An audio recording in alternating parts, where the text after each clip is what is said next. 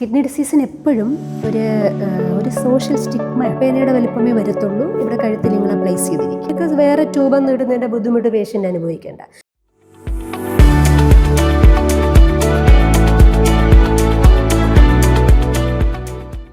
കഴുത്തിൽ നമ്മളിടുന്ന temporary dialysis കത്തീറ്ററിന് നമുക്ക് ഏകദേശം 1 മാസത്തോളം വാലിഡിറ്റി ഉണ്ട്. 1.5 മാസത്തോളം അവിടെ ഇരിക്കും. അപ്പോഴത്തേക്ക് ഫിസ്റ്റുല ചെയ്ത് കഴിഞ്ഞാൽ അത് മെച്ചറാവും. നമുക്കിത് റിമൂവ് ചെയ്ത് അതിനകത്തോട്ട് കൺവേർട്ട് ചെയ്യാം. പക്ഷേ എല്ലാ വ്യക്തികൾക്കും നമുക്ക് AV ഫിസ്റ്റുല ചെയ്യാൻ കഴിയില്ല. നല്ല വണ്ണമുള്ളവർക്ക്, കുഞ്ഞു രക്തക്കുഴലുകളുള്ളവർക്ക്, ചിലർക്ക് നല്ല രക്തക്കുഴലുകൾ, നല്ല വാസ്കുലർ പത്തോളജി ഉള്ളവരായിരിക്കും. ഇൻ ദ സെൻസ് രക്തക്കുഴലുകളൊക്കെ നല്ല കാൽഷ്യം ഡെപ്പോസിറ്റ്സും ഭയങ്കര തിന്നുമായിരിക്കും. അങ്ങനെയുള്ളവർക്ക് നമുക്ക് പറ്റില്ല. അങ്ങനെയുള്ളവർക്ക് വേറൊരു ആക്സസ് ഉണ്ട്, പേം ക്യാത്ത് എന്ന് പറയും. അതും കഴുത്തിൽ തന്നെ ഇടുന്നതാണ്. വേറൊരു തരം ട്യൂബാണ്, കുറച്ചുകൂടെ നീളമുണ്ട്. അത് നമ്മുടെ മുകളിലേക്ക് ഇരിക്കില്ല, നമുക്ക് വളച്ച് താഴേക്ക് ഇരിക്കാം. അത് അതും വെച്ച് പുറത്ത് പോകുമ്പോൾ ഡ്രസ്സിൻ്റെ പുറത്ത് കാണുകയൊന്നുമില്ല. ജോലിക്ക് പോകാനൊക്കെ സൗകര്യമാണ്. പേം ക്യാത്ത് 1 വർഷത്തിന് മേലെ നിലനിൽക്കും. 1 വർഷമൊക്കെ കഴിയുമ്പോൾ നമ്മൾ മാറ്റി വേറെ ഇടണം എന്നാണ്, ഇൻഫെക്ഷന് ചാൻസ് ആയതുകൊണ്ട്. അപ്പോൾ ഇതൊക്കെയാണ് നമ്മുടെ ഡയാലിസിസ് ആക്സസ് എന്ന് പറയുന്നത്. അപ്പോൾ നമ്മുടെ പേഷ്യൻറ്റ് നമ്മൾ ഡയാലിസിസ് തുടങ്ങുമ്പോൾ ഫസ്റ്റ് ഡയാലിസിസ് എപ്പോഴും നമ്മൾ യൂഷ്വൽ ഡയാലിസിസ് 4 hours ഫസ്റ്റ് നമുക്ക് 4 hours എടുക്കാൻ പറ്റില്ല, അവർ ടോളറേറ്റ് ചെയ്യില്ല. ഡയാലിസിസ് ഡിസിക്ലിബ്രിയം എന്നൊക്കെ പറയും, പെട്ടെന്നുള്ള യൂറിയ റിമൂവൽ ടോളറേറ്റ് ചെയ്യില്ല. നമ്മൾ സ്റ്റെപ്പ് ബൈ സ്റ്റെപ്പാണ് ഇൻട്രൊഡ്യൂസ് ചെയ്യുന്നത്. ആദ്യത്തെ ദിവസം ഒരു 2.5 മണിക്കൂർ എടുക്കും, അടുത്ത ദിവസം ഒരു 3-3.5, പിന്നെയാണ് റെഗുലർ ഡയാലിസിസ് ആയ 4 hours നമ്മൾ എക്സ്റ്റെൻഡ് ചെയ്യുന്നത്. പിന്നെ ശരിക്കും നമ്മുടെ വൃക്കകൾ 24/7 ചെയ്യേണ്ട ഫങ്ഷനാണ് നമ്മൾ ഈ ഡയാലിസിസ് മെഷീൻ കൊണ്ട് ചെയ്യുന്നത്. സോ ഐഡിയലി ഡയാലിസിസ് ആഴ്ച 3 ചെയ്യണം, ഓരോ സെഷനും 4 മണിക്കൂർ. ഐഡിയലി അതാണ്. പക്ഷെ നമ്മുടെ കൺട്രിയുടെ ഒരു സാമ്പത്തിക രീതിയും ആൾക്കാരുടെ രീതിയൊക്കെ അനുസരിച്ചിട്ട് വലിയ ശ്വാസം മുട്ടൊന്നും ഇല്ല, വലിയ യൂറിയ ലെവലില്ല, മാനേജബിളാണ്, യൂറിൻ ഔട്ട്പുട്ടൊക്കെ ഒരു അത്യാവശ്യം ഉണ്ട് എന്നുള്ളവരെ പ്രാക്ടിക്കൽ ഡിഫിക്കൽട്ടീസും കൂടെ ആലോചിച്ച് നമ്മൾ ആഴ്ചയിൽ 2 അഡ്ജസ്റ്റ് ചെയ്യുന്നത്. ചില വ്യക്തികൾക്ക് 3 വേണ്ടി വരും. ബിക്കോസ് 2 ആഴ്ചയിൽ ചെയ്താൽ പോലും അവർക്ക് ശ്വാസം മുട്ട് കുറയില്ല, അഡിക്വേറ്റായിട്ട് ഫ്ലൂയിഡ് റിമൂവൽ പറ്റില്ല, യൂറിയം, ക്രിയാറ്റിനും, ഫോസ്ഫറസ് അങ്ങനെയുള്ളതൊക്കെ വളരെ മുകളിൽ തന്നെ നിൽക്കും. അങ്ങനെയുള്ളവരെ നമ്മൾ ആഴ്ചയിൽ 3 തന്നെ ചെയ്യും. ഓരോ സെഷനും 4 hours. അത് 4 hours നമ്മൾ ആ മെഷീനിൽ തന്നെ സ്പെൻഡ് ചെയ്യാം. അപ്പോൾ നമ്മൾ വീട്ടിൽ നിന്ന് വന്ന് ഡയാലിസിസ് റൂമിനകത്ത് തന്നെ ഒരു 4.5 മണിക്കൂർ എടുക്കും, ക്യാൻലേഷനും അത് റിമൂവലും ഒന്ന് സെറ്റിൽഡ് ആവാനും. അപ്പോൾ മൊത്തം ഒരു 4.5 മണിക്കൂറോളം എടുക്കുന്ന ഒരു പ്രോസസ്സാണ് ഹീമോഡയാലിസിസ്. നമുക്ക് എപ്പോഴും ഉള്ളൊരു സംശയമാണ്, ജനറലി എപ്പോഴും ചോദിക്കുന്നതാണ്, ഡയാലിസിസിൻ്റെ അന്ന് രാവിലെ മരുന്നുകൾ കഴിച്ചിട്ട് വരാമോ എന്നുള്ളത്. ഡയാലിസിന് അന്ന് രാവിലെ സാധാരണ മരുന്നുകളെല്ലാം കഴിക്കാം, പക്ഷേ ഈ BP-യുടെ മരുന്നും ഷുഗറിൻ്റെ മെഡിസിനും കഴിക്കണമെന്നുള്ളത് ഡോക്ടറോട് ചോദിക്കണം. ബിക്കോസ് ഓരോ വ്യക്തിക്കും അത് വ്യത്യാസമായിരിക്കും. ചിലർക്ക് ഡയാലിസിൻ്റെ അന്ന് രാവിലെ BP-യുടെ മരുന്ന് കഴിച്ചിട്ട് വന്ന് ഡയാലിസിൻ്റെ സമയം മുഴുവൻ BP fall ആയിരിക്കും. ഷുഗറിൻ്റെ കാര്യത്തിനും ആ ഒരു ഇതുണ്ട്. അത് ഓരോ വ്യക്തിക്കും വ്യത്യാസമാണ്. ചില ആൾക്കാർക്ക് മെഡിസിൻ സ്കിപ്പ് ചെയ്തിട്ട് വന്നു കഴിഞ്ഞാൽ, BP-യുടെ മരുന്ന് സ്കിപ്പ് ചെയ്തിട്ട് വന്നു കഴിഞ്ഞാൽ ഭയങ്കര BP കൂടും. അപ്പോൾ അത് ഡോക്ടർ 2-3 ഡയാലിസിസ് കഴിയുമ്പം നോക്കുന്ന ഡോക്ടറിന് അതിനെപ്പറ്റിയൊരു ധാരണ കാണും. അപ്പോൾ അത് പറയുന്നതനുസരിച്ച് ചെയ്യണം. ചില ആൾക്കാർ BP-യുടെ മരുന്ന് സ്കിപ്പ് ചെയ്തിട്ട് വരണം, ഷുഗറിൻ്റെയും ചിലർ കഴിച്ചിട്ട് വരേണ്ടി വരും. ഷുഗറിൻ്റെ ഗുളിക സാധാരണ കഴിച്ചിട്ട് വരാൻ പറയാറില്ല, ബിക്കോസ് കൂടുതലും ഡയാലിസിസിൻ്റെ ഇടയ്ക്ക് അങ്ങ് ഷുഗർ താഴ്ന്നു പോകാൻ ചാൻസ് കൂടുതലാണ്. പിന്നെ എപ്പോഴും ആൾക്കാർക്കുള്ളൊരു പ്രധാന കൺഫ്യൂഷൻ എന്ന് വെച്ചാൽ, ഡയാലിസിസിൻ്റെ ഇടയ്ക്ക് അങ്ങ് മരിച്ചു പോകുമോ? ശരിക്കും എല്ലാവരും ചോദിക്കുന്ന, ഡയാലിസിസിൻ്റെ ഇടയ്ക്ക് മരിച്ചു പോകും, കാർഡിയാക് അറസ്റ്റ്, എല്ലാവരും അങ്ങനെയല്ലേ പറയുന്നത്, ഡയാലിസിസ് എടുത്തോടുകൂടി ജീവിതം തീർന്നു. അങ്ങനെയല്ല. ഡയാലിസിസ് ഒരു മേജർ പ്രോസസ്സാണ്. ബിക്കോസ് നമ്മുടെ ബ്ലഡ് പുറത്തിറങ്ങി പ്യൂരിഫൈ ചെയ്ത് തിരിച്ച് കയറുന്നു. പക്ഷേ യൂഷ്വലി ഒന്നും സംഭവിക്കാറില്ല. ചിലർക്ക് താൽക്കാലികമായിട്ട് കുറച്ച് നേരം BP ഫോളോ, ഷുഗർ താരുന്നൊക്കെ വരാം, പ്രോബ്ലംസ് വരാം. ഹാർട്ട് റേറ്റിന് ചേഞ്ചസും ട്രാൻസിയൻ കാർഡിയാക് അറസ്റ്റും ഒക്കെ അപൂർവമായിട്ട് വരാറുണ്ട്. എങ്കിലും അങ്ങനെ ഒരു മേജർ ഇഷ്യൂ അല്ല. യൂഷ്വലി നമുക്ക് ഹാൻഡിൽ ചെയ്യാവുന്ന പ്രോബ്ലംസ് തന്നെയാണ് വരുന്നത്. പലരും ഈ ഡയാലിസിസിനിടയ്ക്കുണ്ടാവുന്ന കാര്യങ്ങളെപ്പറ്റി ആൾക്കാർ പറയുന്നത് കേട്ടിട്ട് അങ്ങോട്ട് വരില്ല. എപ്പോഴും ചോദിക്കും, ഡയാലിസിസ് അല്ലാതെ എന്തെങ്കിലും ചികിത്സാ മാർഗ്ഗം ഉണ്ടോ എന്ന്. എൻഡ് സ്റ്റേജ് റീനൽ ഡിസീസ് ആയാൽ ഒന്നിന് ഡയാലിസിസ് അല്ലെങ്കിൽ ട്രാൻസ്പ്ലാന്റേഷൻ, അല്ലാതെ നമുക്ക് വേറെ, എല്ലാവരും പറയും നമുക്കൊന്ന് മരുന്നിൽ നോക്കാം ഡോക്ടറെ, പോകുന്നിടത്തോളം പോയിട്ട്. അങ്ങനെ പോവില്ല. ഒരു പരിധി കഴിയുമ്പോൾ എന്താ സംഭവിക്കുക, യൂറിയൊക്കെ കൂടി ഒരു 250-300 ആവും ഈ ഡയാലിസിസ് എടുക്കാതെ. അപ്പം ഒന്നും കഴിക്കാൻ പറ്റില്ല. യൂറീമിക് ഗ്യാസ്ട്രൈറ്റിസ് അല്ലെങ്കിൽ അതായത് വയറിനകത്ത് അസ്വസ്ഥത ഉണ്ടായിട്ട് വൊമിറ്റ് ചെയ്തുകൊണ്ടിരിക്കും, ഒരു വസ്തു കഴിക്കാൻ പറ്റില്ല. ഹീമോഗ്ലോബിൻ കുറഞ്ഞുകൊണ്ടിരിക്കും. യൂറിയ കൂടുമ്പോൾ ഹാർട്ടിൻ്റെ ആവരണത്തിന് ചുറ്റും നീർക്കെട്ട് വന്നിട്ട് പെരിക്കാർഡിയൽ ടാമ്പോണിഡ് അങ്ങനെയൊക്കെ വരാം. അതുകൂടാതെ ഫിറ്റ്സ് വരും. അപ്പോൾ നമ്മൾ കിഡ്നി ഡിസീസ് മൂർച്ഛിച്ച് ഒരു പരിധിക്ക് മേലെ ആയി എൻഡ് സ്റ്റേജ് റീനൽ ഡിസീസായിട്ട് മുന്നോട്ട് നീങ്ങുമ്പോൾ നമുക്ക് ശരിക്കും ഡയാലിസിസ് വേണമെന്നുണ്ടെങ്കിൽ അത് ഒഴിവാക്കിയാൽ നമ്മൾ കോംപ്ലിക്കേഷനോടുകൂടി ഒന്ന് ഡയാലിസിസ് ചെയ്യേണ്ടി വരും. അവിടെയാണ് അതിൻ്റെ പ്രോബ്ലം. പിന്നെ എപ്പോഴും പറ്റുന്ന ഒരു പ്രോബ്ലം, നമ്മൾ അലോപ്പതി ഡോക്ടേഴ്സാണ്, നമ്മൾ ഒരു സിസ്റ്റത്തിന് എഗെയിൻസ്റ്റ് അല്ല. പക്ഷേ എൻ സ്റ്റേജ് റിനൽ ഡിസീസ് പേഷ്യൻറ്റിനെ നമുക്ക് വേറൊരു സിസ്റ്റം വെച്ച് ട്രീറ്റ് ചെയ്യാൻ പറ്റില്ല. ഇപ്പോൾ നാച്ചുറോപ്പതി അങ്ങനെ വല്ലതും പോയി കഴിഞ്ഞാൽ നമ്മൾ കുറച്ചുകൂടെ വേഴ്സൺ ചെയ്യത്തേ ഉള്ളൂ. ബിക്കോസ് കിഡ്നി ഷട്ട് ഡൗൺ ആണ്. അതിന് നമുക്ക് വേറൊരു ഡയാലിസിസ് മെഷീൻ വെച്ച് ഹെൽപ്പ് ചെയ്യുകയോ ട്രാൻസ്പ്ലാന്റോ അല്ലാതെ നമുക്കതിനകത്ത് വേറെ ഓപ്ഷൻസ് ഇല്ല. അപ്പോൾ അതുകൊണ്ട് ഡയാലിസിസിന് ആയണമെന്ന് ഡോക്ടർ പറഞ്ഞാൽ അത് ചെയ്തേ പറ്റുള്ളൂ. അപ്പോൾ അത് ഡോക്ടർക്ക് അത് മനസ്സിലാക്കിയിട്ടായിരിക്കുമല്ലോ അത് പറയുന്നത്. അപ്പോൾ നമ്മളത് ഒഴിവാക്കിയാൽ നമ്മുടെ ലോഞ്ചിവിറ്റി, ലൈഫ് എക്സ്പെക്റ്റൻസി കുറയും. ഓരോരോ പ്രോബ്ലംസോടുകൂടി വന്ന് കോംപ്ലിക്കേഷൻസോടുകൂടി ഒന്ന് ഡയാലിസിസ് തുടങ്ങുന്നത് അതിനേക്കാളും പാടാണ്. അതിനേക്കാളും ഏറ്റവും നല്ലത് നമുക്ക് പ്ലാൻ ചെയ്ത് അതിലേക്ക് നീങ്ങുക എന്നുള്ളതാണ്. പിന്നെ ഡയാലിസിസിൻ്റെ വേറെ ഒരു മാർഗ്ഗമാണ് പെരിട്ടോണിയ ഡയാലിസിസ്. പെരിട്ടോണിയ ഡയാലിസിസിൻ്റെ അഡ്വാൻറ്റേജ് എന്ന് വെച്ചാൽ നമ്മളത് ഹോസ്പിറ്റലിൽ നിന്ന് അതിൻ്റെ ടെക്നിക്ക് പഠിച്ചാൽ നമുക്കൊരു സ്ട്രോങ് ആയിട്ടുള്ളൊരു ഹെൽപ്പർ വേണം. Helper in the sense husband ആണെങ്കിൽ വൈഫ് അല്ലെങ്കിൽ സഹോദരങ്ങൾ, വീട്ടിലൊരാൾ കൂടെ ഇതിന് വേണ്ടി വേണം. അപ്പോൾ നമ്മളത് ഹോസ്പിറ്റലിൽ നിന്ന് അത് ടെക്നിക്ക് പഠിച്ചാൽ നമുക്ക് വീട്ടിൽ വെച്ച് ചെയ്യാൻ പറ്റും. അപ്പോൾ പെരിട്ടോണിയ ഡയാലിസിസിൽ ചെയ്യുന്നതെന്ന് വെച്ചാൽ ബ്ലഡ് പുറത്തേക്ക് വലിച്ചെടുക്കില്ല. നമ്മുടെ വയറിനകത്ത് ഒരു മെംബ്രെയിനുണ്ട്, പെരിട്ടോണിയൽ മെംബ്രെയിൻ. അതൊരു സെമി പെർമിയബിൾ മെംബ്രെയിനാണ്. അപ്പോൾ വയറിനകത്ത് നമ്മൾ ഡയാലിസിസ് ഫ്ലൂയിഡ് നിറയ്ക്കും. ഒരു 2 ലിറ്ററോളം നിറച്ചിട്ട് ഈ മെംബ്രെയിൻ വഴി നമ്മുടെ വേസ്റ്റ് എക്സ്ചേഞ്ച് നടക്കും. പേഷ്യൻ്റ് ബ്ലഡിൽ നിന്ന് വേസ്റ്റ് വയറിലെ ഫ്ലൂയിഡിലേക്ക് നീങ്ങുകയും ആ ഫ്ലൂയിഡ് നമുക്കൊരു 4 hours കഴിഞ്ഞ് 3-4 hours കഴിഞ്ഞ് പുറത്തിറങ്ങുമ്പോൾ വേസ്റ്റ് എല്ലാം പോകും. അങ്ങനെ 2-3 എക്സ്ചേഞ്ചസ് ദിവസം ചെയ്താൽ സഫീഷ്യൻ്റ് ആകും. പക്ഷേ ഇത് ഡെയിലി ചെയ്യണം. ഡെയിലി ചെയ്യേണ്ട ഒരു കാര്യമാണ്. അപ്പോൾ എപ്പോഴും പ്രോബ്ലം നമ്മൾ വീട്ടിൽ വെച്ചാണ് ചെയ്യുന്നത്. അപ്പോൾ സ്റ്റെറിലൈസ് ചെയ്യാനും അണുവിമുക്തമാക്കാനുള്ള കാര്യങ്ങളെല്ലാം നമ്മുടെ വീട്ടിൽ നമ്മൾ സെറ്റ് ചെയ്യണം. അതിന് പറ്റിയ അറിവും ആരോഗ്യമുള്ളൊരു വ്യക്തി വീട്ടിൽ വേണം. അപ്പോൾ അഡ്വാൻറ്റേജ്, നമുക്ക് പകലൊക്കെ ജോലിക്ക് പോയിട്ട് രാത്രി വന്ന് ഈ ഫ്ലൂയിഡ് ഇട്ടിട്ട് കിടന്നുറങ്ങാം. എന്നിട്ട് ഏർലി മോർണിംഗ് എടുത്തിട്ട് ഡ്രെയിൻ ചെയ്തിട്ട് 4 o'clock എണീറ്റ് ഡ്രെയിൻ ചെയ്തിട്ട് അടുത്ത ഫില്ല് ചെയ്യുന്നത് അപ്പോൾ ഫില്ല് ചെയ്യാം. എന്നിട്ട് അടുത്ത ഒരു 8 മണിക്ക് ഡ്രെയിൻ ചെയ്തിട്ട് സമാധാനമായിട്ട് ജോലിക്ക് പോകാം. ഈ ഒരു ഹോസ്പിറ്റൽ ഡിപ്പെൻഡൻസ് ഇല്ല. പിന്നെ ബ്ലഡ് പുറത്തെടുക്കുന്നതിൻ്റെ ബുദ്ധിമുട്ടുകളില്ല അങ്ങനെ. പക്ഷേ അതുകൊണ്ട് പെരിട്ടോണിയ ഡയാലിസിസിന് അങ്ങനെയുള്ള അഡ്വാൻറ്റേജസ് ഉണ്ട്. പക്ഷേ ഒരു 2-3 yearsേ നമുക്ക് പോവുള്ളൂ പെരിട്ടോണിയ ഡയാലിസിസ്. അത് കഴിഞ്ഞാൽ പിന്നെ ഹീമോഡയാലിസിസിലേക്ക് മിക്കവാറും കൺവേർട്ട് ചെയ്യേണ്ടി വരും. കാരണം അപ്പോഴത്തേക്ക് പെരിട്ടോണിയൽ മെംബ്രെയിൻ കുറച്ചൊന്ന് ഡാമേജ് ആവും. അതിനകത്തൊരു പെരിട്ടോണിയൽ മെംബ്രെയിൻ നമ്മുടെ നാച്ചുറലായിട്ടുള്ളതല്ലേ, കുറച്ച് കഴിയുമ്പോൾ അതിൻ്റെ എക്സ്ചേഞ്ച് കപ്പാസിറ്റി കുറയും. എങ്കിലും നമ്മൾ എസ്പെഷ്യലി നമ്മളെപ്പോലുള്ളൊരു പൂർ മീൻസ് ഡെവലപ്പിംഗ് ആയിട്ടുള്ള കൺട്രിയിൽ പെരിട്ടോണിയ ഡയാലിസിസ് നമ്മളെപ്പോഴും പ്രൊമോട്ട് ചെയ്യുന്നുണ്ട്. പെരിട്ടോണിയ ഡയാലിസിസ് നമ്മൾ ചെയ്യുന്ന വ്യക്തിക്ക് യൂറിൻ ഔട്ട്പുട്ട് നന്നായിട്ട് വേണം. ബിക്കോസ് യൂറിൻ ഇല്ലാത്ത ഒരാളിനെ നമ്മൾ പെരിട്ടോണിയ ഡയാലിസിസിലേക്ക് നീക്കുമ്പോൾ ഫ്ലൂയിഡ് ഓവർലോഡ്, ശ്വാസം മുട്ട് വരാൻ കുറച്ച് ചാൻസ് ഉണ്ട്.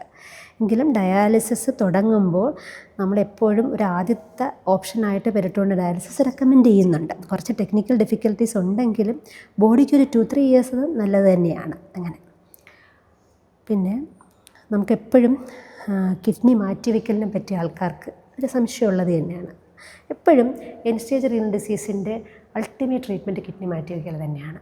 കാരണം വളരെ സക്സസ്ഫുള്ളായിട്ട് നമ്മൾ കിഡ്നി മാറ്റിവെച്ച് കഴിഞ്ഞാൽ ഈ ഡയാലിസിസിൻ്റെ പ്രശ്നങ്ങളില്ല, നോർമൽ ലൈഫ് തന്നെയാണ് നമുക്ക് നയിക്കാൻ കഴിയുന്നത്. കിഡ്നി മാറ്റിവെക്കുന്ന എല്ലാവർക്കും പറ്റില്ല. ബിക്കോസ് നമ്മളെപ്പോഴും ഒരു 60 years വരെ ഉള്ളവർക്ക് ആ സർജറി ഓക്കെയാണ്. 70 years വരെ ഉള്ളവർക്ക് ചെയ്യാറുണ്ട്. പക്ഷെ ഡൊണേറ്റ് ചെയ്യാനും കൊടുക്കാനും സ്യൂട്ടബിൾ ആയിട്ടുള്ളൊരു വ്യക്തി വേണം. ഏറ്റവും നല്ലത് ബ്ലഡ് റിലേറ്റീവ്സാണ്. അതാണ് ഏറ്റവും ചെയ്യുന്നത്. ബ്ലഡ് റിലേറ്റീവ്സ് എന്ന് വെച്ചാൽ മക്കൾ, അച്ഛനും അമ്മ അല്ലെങ്കിൽ സഹോദരങ്ങൾ.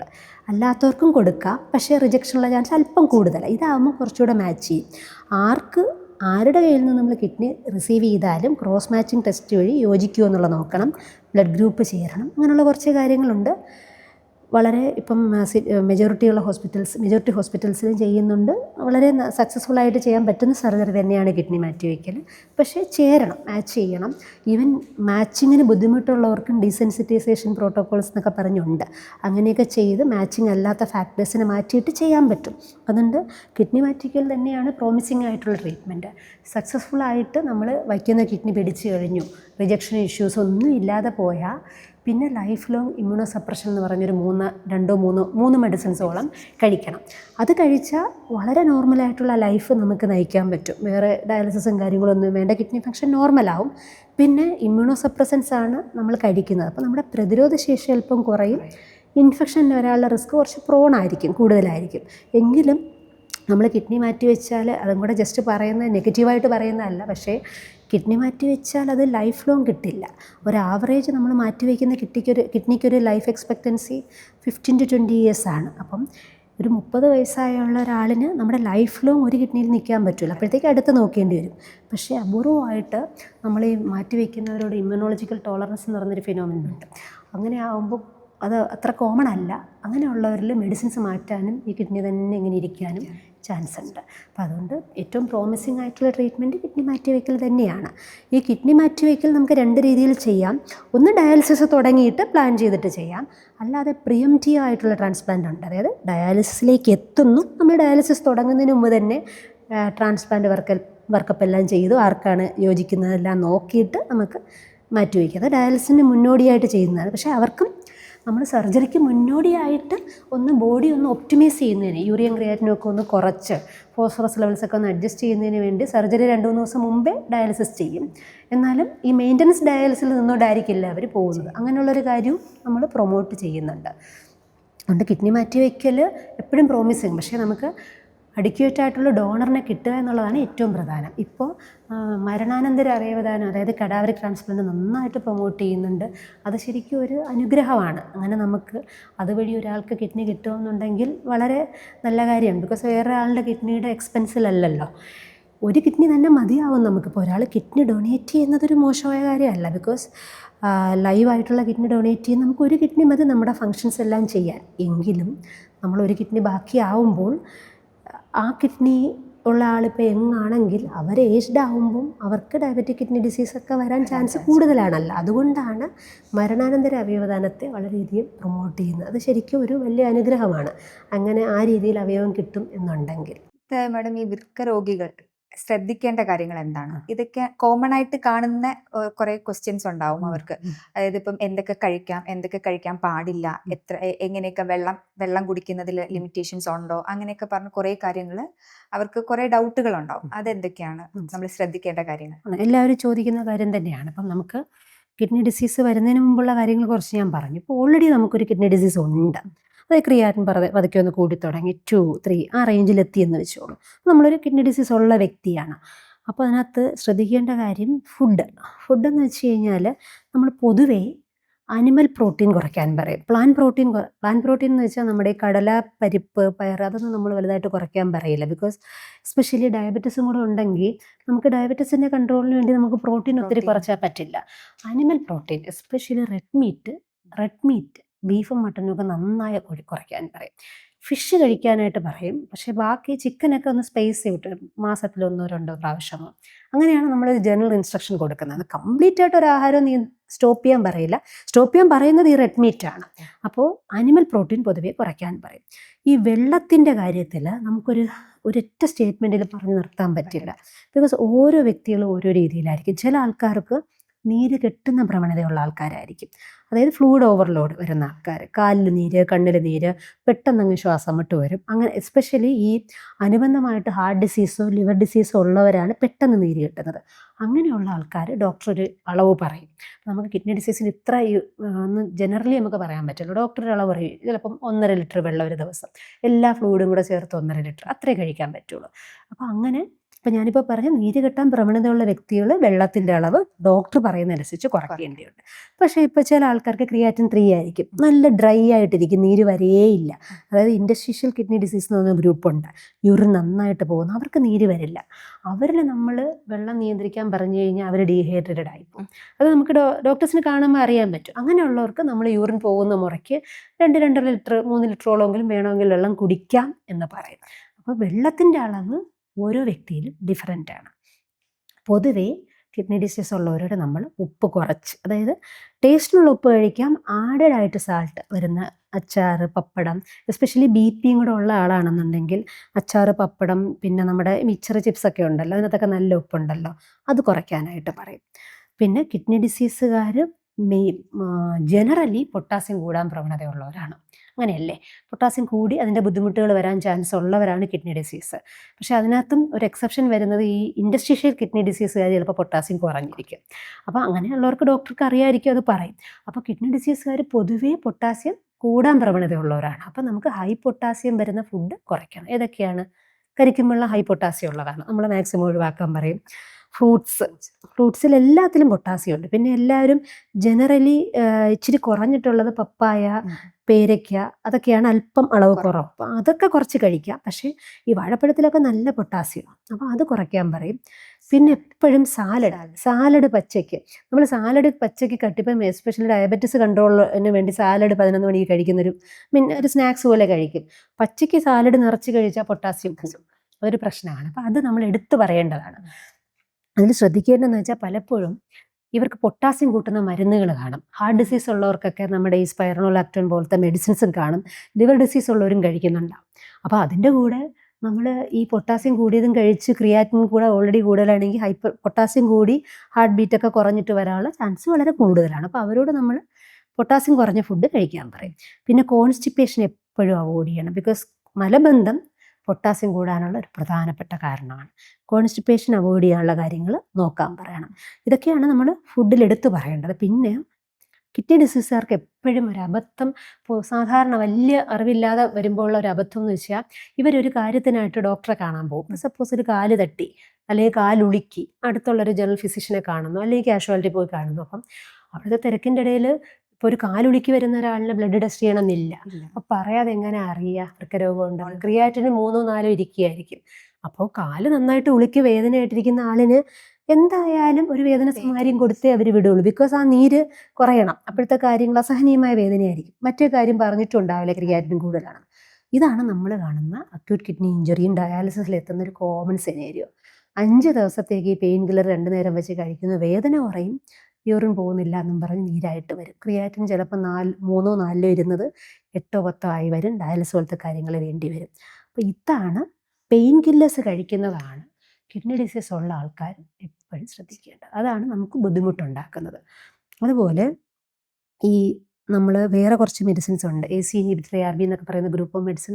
അതൊക്കെ ഒരു പരിധിയുള്ള ക്രിയാറ്റിൻ ഓക്കെയാണ്. ഒരു പരിധിക്ക് മേലെ ആവുമ്പോൾ, എസ്പെഷ്യലി ഇതുപോലെ ഒരു താൽക്കാലികമായിട്ട് ഇൻഫെക്ഷൻ എന്തെങ്കിലുമൊക്കെ വരുമ്പോൾ അങ്ങനെയുള്ള മെഡിസിൻസ്, നമ്മൾ സിക്ക് ഡേ റൂൾ എന്ന് ഞാൻ നേരത്തെ പറഞ്ഞില്ലേ, അങ്ങനെ ACE ഇൻഹിബിറ്റർ, ARB, ടെൽമിസാട്രാൻ, ഒൽമിസാട്രാൻ എന്നൊക്കെ പറയുന്ന മെഡിസിൻസ് താൽക്കാലികമായിട്ട് ഹോൾഡ് ചെയ്ത് വെക്കണം. അടുത്തൊരു കാര്യം, കാലിലൊരു അൾസറോ മുറിവോ ഒക്കെ ആയിട്ട് നമ്മുടെ പെരിഫറലിൽ ഒരു ഹോസ്പിറ്റലിൽ അഡ്മിറ്റ് ചെയ്യുന്നു. അപ്പോഴും കിഡ്നിയുടെ കാര്യങ്ങൾ ചിലപ്പോൾ ടെസ്റ്റ് ചെയ്യപ്പെടണമെന്നുമില്ല, ചിലപ്പോൾ പറയണമെന്നില്ല. അപ്പോൾ കൊടുക്കുന്ന ആൻറ്റിബയോട്ടിക്സ് ബുദ്ധിമുട്ടുണ്ടാക്കും. എസ്പെഷ്യലി അമിക്കാസിൻ, ജെൻഡാമൈസിൻ എന്നൊക്കെ പറയുന്ന സ്ഥിരമായിട്ട് കാലിലെ മുറിവിനൊക്കെ കൊടുക്കുന്ന കിഡ്നിയുടെ ഫംഗ്ഷൻ. അപ്പം ചിലയിടത്ത് റെഗുലറായിട്ട് ലാബ് സർവീസും കാണത്തില്ല. അപ്പോൾ എന്നാൽ ഈ പേഷ്യൻസ് ഹയർ സെൻറ്ററിലോട്ട് പോകാൻ ബുദ്ധിമുട്ടുമായിരിക്കും. റിമോട്ട് ഏരിയയിലൊക്കെ ആണെങ്കിൽ കിഡ്നിയുടെ ഫംഗ്ഷൻ മോണിറ്റർ ചെയ്യാതെ നമ്മൾ ഇങ്ങനെയുള്ള ആൻറ്റിബയോട്ടിക്സ് കൊടുക്കുമ്പോൾ നമ്മൾ അക്യൂട്ട് കിഡ്നി ഷട്ട് ഡൗൺ ആയിട്ട് ഡയാലിസിസിനായിട്ട് വരേണ്ട അവസ്ഥ കാണാറുണ്ട്. അപ്പോൾ ഇതെല്ലാം കിഡ്നി ഡിസീസ് ഉള്ള ആൾക്കാർ ശ്രദ്ധിക്കേണ്ടത്, നമ്മുടെ അസുഖത്തെ പറ്റിയിട്ടുള്ളൊരു ഫയൽ കീപ്പ് ചെയ്യുക, അറിഞ്ഞിരിക്കുക, ഒരാവശ്യത്തിനൊരു സ്ഥലത്ത് പോകുമ്പോൾ നമ്മുടെ കാര്യം പറയുക. അപ്പോൾ ആ ഡോക്ടറും അത് ശ്രദ്ധിക്കും. ബിക്കോസ് ഓരോ സ്പെഷ്യാലിറ്റിയിലുള്ള ആൾക്കാരും അവരുടെ കാര്യങ്ങളാണ് കുറച്ചുകൂടെ, എസ്പെഷ്യലി തിരക്കുള്ള OP-യിലൊക്കെ പോകുമ്പം അവരുടെ കാര്യത്തിന് കുറച്ചുകൂടെ പ്രയോറിറ്റി കൊടുക്കും. ബിക്കോസ് അങ്ങനെ പറ്റുള്ളൂ. ഒരു വലിയ തിരക്കുള്ള ഒരു ഓർത്തോ OP-യിലോ സർജറി OP-യിലോ ഒക്കെ ഇത്രയും കാര്യങ്ങൾ എക്സ്പ്ലോർ ചെയ്യുന്നത് ചിലപ്പോൾ എളുപ്പമല്ല. പറഞ്ഞില്ല എന്നുണ്ടെങ്കിൽ, വേറെ വൃക്കരോഗത്തിൻ്റെ ലക്ഷണങ്ങളൊന്നും പുറമേ ഒന്നും കണ്ടില്ല എന്നുണ്ടെങ്കിൽ, ഒരു പെരിഫറിയിലുള്ള ഹോസ്പിറ്റലിൽ ഇത്രയും പേരുടെ ലാബ് ടെസ്റ്റ് ഒന്നും ചെയ്യാനുള്ള സംവിധാനം ഉണ്ടാവണമെന്നില്ല. അപ്പോഴാണ് പലപ്പോഴും ഇങ്ങനെയുള്ള അബദ്ധങ്ങൾ ഉണ്ടാകുന്നത്. അതുകൂടാതെ നമ്മൾ വളരെ കോമൺലി ഇപ്പോൾ കാണുന്ന ഒരു എൻറ്റിറ്റിയാണ് ബാക്ലോഫൻ എൻകഫലോപ്പതി. ബാക്ലോഫൻ എന്ന് പറയുന്ന മരുന്ന് നമ്മുടെ ഒരു മസിൽ, സെൻട്രൽ നെർവസ് സിസ്റ്റത്തിൽ ആക്ട് ചെയ്യുന്ന മെഡിസിനാണ്. മസിലിൻ്റെ സ്പാസം കുറയ്ക്കാനായിട്ട് ഉപയോഗിക്കുന്ന മരുന്നാണ്. അപ്പോൾ ഇതിനെപ്പറ്റി ഇപ്പം ഇത് കിഡ്നിക്ക് ബുദ്ധിമുട്ടുണ്ടാക്കുന്നു എന്നുള്ളൊരു അവയർനെസ് ഇപ്പോൾ റീസെൻ്റ്ലി കൂടി വരുന്നതേ ഉള്ളൂ. ഇപ്പോൾ ഒരാൾ നമ്മളൊരു നടുവിൻ്റെ മസിൽ പിടിച്ചു അനക്കാൻ വയ്യ, സ്പാസ്റ്റിക് ആയിട്ടിരിക്കുന്നു, ചെല്ലുന്നു, ഡോക്ടറെ കാണുന്നു, നാച്ചുറലി ബാക്ലോഫൻ പ്രിസ്ക്രൈബ് ആവും. നമുക്ക് അദ്ദേഹത്തിൻ്റെ ക്രിയാറ്റിൻ ചിലപ്പോൾ 3 or 4 ആയിരിക്കും. ഇത് പറഞ്ഞില്ലെങ്കിൽ പലപ്പോഴും അറിയണമെന്നില്ല. അപ്പോൾ കിഡ്നി ഡാമേജ് ഉള്ളൊരു വ്യക്തിക്ക് ബാക്ലോഫൻ കഴിച്ചു കഴിഞ്ഞാൽ അത് ശരീരത്തിൽ എക്സ്ക്രീറ്റ് ചെയ്യാതെ ശരീരത്തിൽ തന്നെ കിടക്കും. അപ്പോൾ അത് എക്സ്ക്രീറ്റ് ചെയ്ത് പോവില്ല. അതിന് ബാക്ലോഫൻ എൻകഫലോപ്പതി എന്ന് പറയും. ആ പേഷ്യൻറ്റിൻ്റെ ബോധം മറയുകയും വളരെ ഓർമ്മയില്ലാതെ കൊമറ്റോ സ്റ്റേജിൽ കിടക്കും. ഡയാലിസിസ് ചെയ്തില്ല എന്നുണ്ടെങ്കിൽ ചിലപ്പോൾ ഡെത്തായിപ്പോയി. ഇത് നമ്മൾ കോമൺ ആയിട്ട് കാണുന്ന, പലപ്പോഴും സിക്കായിട്ട് കാഷ്വാലിറ്റിയിൽ വരുമ്പം കാരണം ഇതാണെന്ന് നമ്മൾ അറിയത്തേയില്ല. അവരുടെ കയ്യിൽ ഇങ്ങനെയുള്ള പേപ്പറിൻ്റെ തുണ്ടോ മെഡിസിൻ്റെ സ്ട്രിപ്പോ ഉണ്ടെങ്കിൽ മാത്രമാണ് നമ്മൾ അറിയുന്നത്. ഈ ബാക്ലോഫൻ കൊടുക്കാനുള്ള വേറൊരു റീസൺ ഹിക്കപ്സ് എന്ന് വെച്ചാൽ നമ്മൾ ഇക്കിള് വെട്ടുമല്ലോ. ഇക്കിള് വെട്ടുന്നു, നമ്മളൊരു ഒരു റിമോട്ട് ഏരിയയിലുള്ള ജനറൽ ഒ പിയിൽ ഒരാൾ ഇക്കിള് വെട്ട്, ഇപ്പോൾ ഇക്കിളിൻ്റെ മരുന്ന് ബാക്ലോഫൻ ആണെന്ന് എല്ലാവർക്കും അറിയാം. അത് പ്രിസ്ക്രൈബ് ചെയ്യുന്നത് ചിലപ്പോൾ ക്രിയാറ്റിൻ നോക്കിയൊന്നിരിക്കില്ല, ക്രിയാറ്റിൻ ചിലപ്പോൾ 3-4 ഇരിക്കുകയായിരിക്കും. അത് 5 ദിവസമേ കഴിച്ചിട്ട് വരുമ്പം ആളിൻ്റെ ലൈഫ് പോവും, മരണം സംഭവിക്കും, വളരെ കോമൺ ആണ്. അപ്പം പിന്നെ ഡയബറ്റിസ് നമുക്ക് വന്നു പോയാൽ 6 മന്ത്ലി അല്ലെങ്കിൽ വർഷത്തിലൊരിക്കൽ യൂറിനിൽ പ്രോട്ടീൻ ഉണ്ടോ എന്നുള്ള ടെസ്റ്റ് ചെയ്യുക, ക്രിയാറ്റിൻ നോക്കുക, ഹീമോഗ്ലോബിൻ നോക്കുക, അസോസിയേറ്റഡ് ആയിട്ട് ക്രെറ്റിനിൽ ചേഞ്ച് ഉണ്ടോ എന്നുള്ളത് നോക്കുക. BP ഉണ്ടെങ്കിൽ കൃത്യമായിട്ട് മെഡിസിൻസ് കഴിക്കുക, നല്ല കൺട്രോൾ നിൽക്കുക. അതുപോലെ ഷുഗറും ഇനിഷ്യൽ പീരീഡിൽ തന്നെ നല്ല കൺട്രോൾ നിർത്തുക. ഇതൊക്കെ ഭയങ്കര പ്രധാനമാണ്. പിന്നെ കിഡ്നി ഡിസീസ് ഉള്ളവർ അഡ്വാൻസ് ചെയ്യുമ്പോൾ അസോസിയേറ്റഡ് ആയിട്ട് ഹാർട്ട് ഡിസീസും വരാൻ ചാൻസ് ഉണ്ട്. അപ്പോൾ ആ പാർട്ട് നോക്കിയിട്ട് അതിനെന്താണെന്ന് വെച്ചാൽ ട്രീറ്റ്മെൻറ്റ് കറക്റ്റായിട്ട് ചെയ്യുക. അപ്പോൾ ഇതൊക്കെയാണ് നമുക്ക് അതിനകത്തൊരു പ്രിവെൻറ്റീവ് മെഷേഴ്സ്. പിന്നെ നമുക്ക് ഡിസീസ് ഉള്ളപ്പോൾ ഇപ്പോൾ ഈ പറഞ്ഞതുപോലെ ഓൾറെഡി ക്രോണിക് കിഡ്നി ഡിസീസിലോട്ട് കയറി, അപ്പോൾ അഡീഷണൽ ട്രോമ, അഡീഷണൽ ഇൻസൾട്ട് വരാതിരിക്കാനായിട്ട് നമ്മൾ ശ്രദ്ധിക്കുക. ബിക്കോസ് അത് നമ്മളൊരു വേറൊരു ഡോക്ടറെ കാണുമ്പോൾ അല്ലെങ്കിൽ വേറൊരു ട്രീറ്റ്മെൻറ്റ് നമ്മൾ എടുക്കുമ്പോൾ നമുക്കിങ്ങനെ ബാക്ക്ഗ്രൗണ്ടിലുണ്ട് എന്നുള്ള റിവീൽ ചെയ്യുക, അതനുസരിച്ചിട്ടുള്ള. കാരണം ആ രീതിയിൽ കൺട്രോൾ ചെയ്യുന്ന പോകുന്ന ആൾക്കാർക്ക് വളരെ പെട്ടെന്ന് എൻഡ് സ്റ്റേജ് റീനൽ ഡിസീസിലോട്ട് പോകില്ല. അപ്പോൾ ഇതിലുള്ള പ്രോബ്ലം എന്ന് വെച്ചാൽ കിഡ്നി ഫെയിലിയർ ആവുന്നതോടുകൂടി ബാക്കി അവയവങ്ങളുടെ ഫങ്ഷൻ വളരെയധികം മോശമാവും. ബാക്കി അവയവങ്ങളുടെ നല്ല രീതിയിൽ പ്രവർത്തിച്ചില്ലെങ്കിൽ മൊത്തത്തിൽ നമ്മുടെ ലൈഫ് എക്സ്പെക്റ്റൻസിയും ലൈഫിൻ്റെ ഡിഫിക്കൽട്ടീസും എല്ലാം കൂടും. അതുകൊണ്ട് കിഡ്നി ചെറിയ അവയവമാണെങ്കിലും അതിനകത്ത് ഇമ്പാക്റ്റ് വളരെ കൂടുതലാണ് ശരീരത്തിൽ മൊത്തത്തിൽ. ട്രീറ്റ്മെൻറ്റിനോട് ആക്സസ് ചെയ്യുക, പ്രൊട്ടക്റ്റീവ് മെഷേഴ്സ് സ്വീകരിക്കുക, കറക്റ്റായിട്ട് ട്രീറ്റ്മെൻറ്റുമായിട്ട് പോവുക. ഡയാലിസിസോ എന്തെങ്കിലും ആവശ്യം വരുവാണെങ്കിൽ അതിനകത്ത് മടി കാണിക്കരുത്. ഡോക്ടർ പറയുന്ന പോലെ ചെയ്ത് അതുമായിട്ട് അഡ്ഹിയർ ചെയ്ത് നിന്നാൽ നമ്മുടെ ലൈഫ് കുറച്ചുകൂടെ സ്മൂത്തായിട്ട് പോകും.